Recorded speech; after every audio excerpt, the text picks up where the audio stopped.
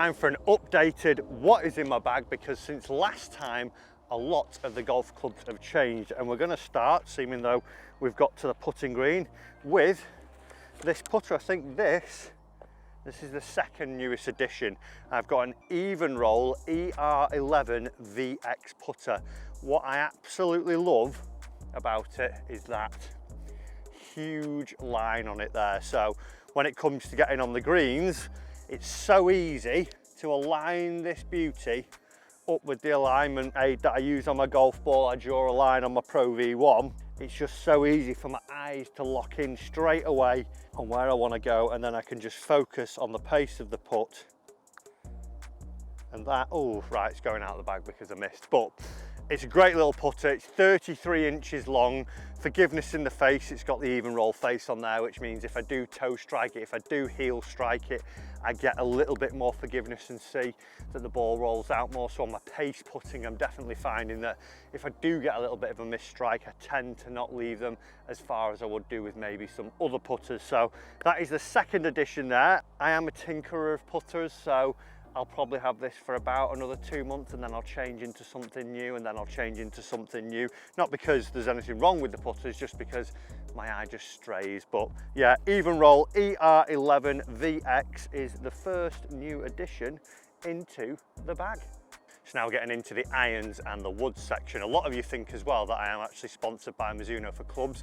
I'm not, I'm just an apparel sponsor for those. I'd never sign a club deal because when doing my tech stuff, I want to try and stay as impartial as possible. So what I've actually gone for here in my wedges is the new SM9. I've got a 60, a 54 and a 50 degree. My 60 is in the 8M, my 54 is in the 10S, and then the 50 is in the 8F bounce. I've actually done a video about those if you want to check out the different wedge fittings and know how you can go about getting fit and understanding the grinds. But basically it's how all the soles are shaped around the bottom here, so you'd see that there's a little bit of relief around the toe and the heel, which means that, for instance, like this, when I'm playing a little 60-degree shot, if I do want to try and open the face up a little bit more to add loft in, or I want to try and sit it a bit more open or close it down, whatever it may be, it just means that they're a little bit more versatile as I'm going through different.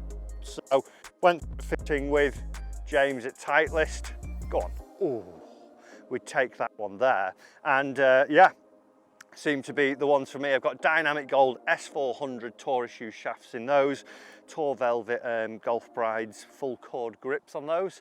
Absolutely love them in the raw finish, so you can start to see that they're actually going a little bit rusty already, and they will go pretty much a sort of bronzy rusty colour at the end of it. But I absolutely love them, and I think it's been, I want to say, maybe 10 years since I've had a Vokey, and since the last set I had, they're still just as good. Beautiful golf clubs, feel awesome off the face, create loads of spin with them. And yeah, but the biggest thing about the wedges, what I would say, is getting that fitting, the process I went through and finding the gap in between each hole of them, which you can see my yardage is coming up. I think that's a huge importance, which a lot of people won't have. If you're just going buying clubs thinking, oh, I need another wedge, and then it doesn't fit into your set, it's probably wasted money and it's a wasted club in your golf bag. So make sure that you do go and get your wedges thin, but don't catch them thin. I've got tips for that. Go and get them fit for you. Guys, let's move on to what I've got in the bag for some irons. So iron wise, what I've gone for, I've tried quite a lot of sets actually this year, but what I've stuck with is these Srixon ZX7 irons. Absolutely love them. Found that the forging really soft, workability is really nice. I find that, especially because I don't practice much anymore, I'm basically out here filming videos or just playing golf, and my swing's not always where I want it to be. The little bit of forgiveness that you get from the cavity of these, I find that it really helps me out. So on those off-centered strikes, I'm seeing that I'm still getting pretty much probably 85 to 90% of the distance that I would want it to go. It's not dropping like 20, 30, 40 yards shy with some other models that don't have as much forgiveness, that if I was practicing and playing more, I would probably err towards those just because of looks and the workability of them. But I do find, like I say, with these ZX7s, all the way down. Nice blade length to them, they're not too big from heel to toe. Sole's quite nice, they've got this little V sole on them, which is like a sort of angled sole on them, which I help find for me when I get a little bit steep sometimes. I'm not taking as big a divot as well that I would do with some others. But yeah, overall, I think fantastic iron, and probably a brand that I've never really done loads with, but over the last year, tried more of their stuff and actually been really impressed, and think that they do make some really, really good products. I've got 4 iron to pitching wedge in these. They come in dynamic gold X100s, Tor velvet grips on those. They're 1 degree flat. And yeah, at the moment, they're currently staying in the bag. I'll probably have my head turned though, because, you know, I'm a magpie when it comes to shiny things. But yeah, 4 iron to pitching wedge, ZX7s, gorgeous little iron. The next club in my bag, I absolutely love this one, and it's become a fan favourite of mine, definitely. It's the MP20 3 iron, and I've got that in a prototype KBS Tour hybrid shaft. I actually thought this was steel for the longest time, but found out recently that it's graphite. 105 grams X flex. Then the 3 iron, it's bent ever so slightly, so it's got a degree of loft taken off the 3, so it makes it play a little bit more like a 2 iron. But this, for off the tee, I'm able to hit it high, low, so especially when it's firm and bouncy, I can rely on this to go, you know, it flies 225, I think, through the air, but I can almost get it out to 270 depending on wind and bounce and things like that. Then off the fairway, it's still easy to hit, find that I can launch it nicely, and overall just a very versatile club. Not great out of sort of semi-rough, so on par 5s, if I've just caught a little bit of rough, sometimes it's a little bit tricky depending on the lie to try and get it up in the air. But overall, in terms of a club that if I'm struggling off the tee with driver, or if I'm not confident with the driver because the hole looks a little bit narrow, I know I can rely on this, pull it out of the bag, still get quite a way down the fairway, and know that it's not going to be going too far out of play. Obviously the forging from Mizuno feels fantastic, looks wise very good, and then with it being the hollow body as well, it's also just giving me that air of forgiveness, which, like I say, is probably why I fall back on it so much, because I know that I'm going to get a good strike, I know I'm going to get that distance with it, and it's a club that I think has dug me out of trouble quite a few times when I've not been so confident on the tee. But yeah, lovely golf club. I potentially want to move into the actual Mizuno Pro driving iron, which is the black-headed version. There's not much difference between them, but I just think an all-black golf club would be good. You know, it's not about performance, it's about looks, obviously. This club's quite interesting. I never intended on even putting this in the bag, and I think Fairway woods are sometimes a little bit of a boring golf club, but I've actually ended up with a Mizuno STZ 3 wood.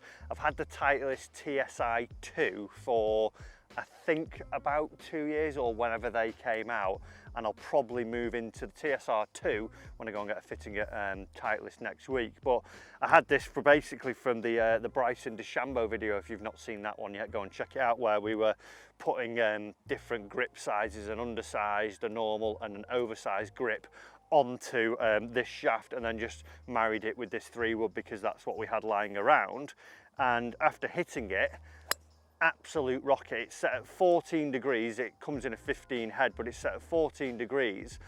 And again, it's something that if driver's not quite going to plan, it goes a heck of a way. I think 260 roughly I carry this one, so I know I'm going to get it round to about 275, 280 with a bit of run out. Fantastic flight off the tee, but then when I get it on the fairway or out of a little bit of semi-rough, if it's sat nicely, seems to just pop up as well off the fairway as well. So really nice and versatile. Quite surprised that I landed with it, and it's one that maybe gets hit twice around. Probably in a month I'll probably use it 10 times, so I think that's why fairway woods potentially for a lower handicapper golfer aren't that sexy, because we don't use them that much. But definitely for the higher handicapper, maybe worth one looking at, because I found it to be very versatile. It's got a Speeder Evolution 2 X shaft in it, feels real stable, nice, and it's actually got the normal size grip on it from the video that we did about the Bryson ones. And yeah, I was pleasantly surprised about that one. So that's the STZ 3 wood. It's got the graphite crown, and yeah, work quite nicely. One thing that I am loving this year from Mizuno is the energy shoe. What they've done with all the shoe line, well, not all of them, most of them now, is put the technology from all the running shoes, so obviously a huge running shoe manufacturer, and put them into these. So these Mizuno Energies, I actually am finding them so comfy. I struggle with my feet a little bit more. So with having that extra like padding down the base of the sole, and then having this sort of like sock-like sort of pulling system and around here, find it doesn't actually hurt my feet too much, which is nice and easy. But yeah, if you're someone who struggles with feet problems and feel you need a soft bed, definitely give those a quick little look at. Okay, the final club. And what I say about this one, I think it's the shaft that has done everything for me. It's a Mizuno STZ driver. It's 9.5 degree head set down to 8.5 degree head just to get my smash factor up. I got fitting down at Bearwood Lakes and we found that that was just getting me a better smash factor, getting me a bit more ball speed. But what I've gone for is this Ventus TR 6X Fujikura shaft in it. Now, shafts, a lot of people would talk about, well, does it matter what the shaft is? Is it more the head that does the difference? I'm trying a couple of drivers at the moment and I'm waiting on 2 of these shafts to be delivered to fit into those heads, because this shaft feels so stable, and even when I'm swinging the golf club and I don't feel like I've made my best golf swing, I still seem to be finding the centre of the golf club more frequently than I did with my previous driver, with other drivers that I'm testing. My centeredness of strike with this, because of what they've got in this Ventus TR here, this little bit of, you can see it on the close-ups, it's a little bit of a wrap, so it makes it more stable around this area of the golf club, and it allows me, like I say, just to find the centre a little bit more, so getting some good distance. I think I can carry it around about 290, which I'm pretty happy with. Would like to maybe get that up a little bit more, but for me it's more the consistency of hitting it straighter, hitting it longer, and just openly finding that centre more. For me, I was more of a heel striker more of the time, but this shaft has brought in, so I'm currently got a Cobra LTD and a Stealth driver awaiting a Ventus, and I think potentially one of those could go in because they're very close to how this performs without a Ventus, so I think putting that one in could just notch them up a little bit higher in performance. But if you look at tour at the moment, pretty much everyone's got one. Cameron Smith, who's just won the Open, he had one of these in. Everyone has got a Ventus, it seems, who is winning out on tour, and yeah, can't say enough about them. They are quite an interesting shaft, and it was pretty cool to learn about them and see how it works and how important actually getting the correct shaft in your driver is. But yeah, STZ driver, lots of carbon on the roof, lots of carbon on the sole, titanium on the bottom, 8.5 degree, seems to be working a treat for me. That's pretty much golf club wise. A couple of other things that I'm using that I'm really finding useful at the moment. Just got the new Foresight GC3, so in terms of doing my reviews, getting my distances for clubs, the sim software, I find that I can just pick that up. It was a lot better than my GC2 because that was cumbersome taking it apart, as where I can literally pick up the GC3, throw it down anywhere. We're using it more in the skills challenges that we're doing. That's fantastic. Balls wise, still on a Pro V1. I'm actually changed to the Pro V1 X though at the moment. I just seem to be getting a better feel of those and a little bit more spin around the greens, I tend to find. And that is pretty much what I've got in the golf bag. So guys, I hope you enjoyed that updated little version and seeing all my numbers, how far I'm hitting them. As always, do hit the subscribe and make sure you're getting your free golf lessons and your free tips. And I'll see you in your next lesson.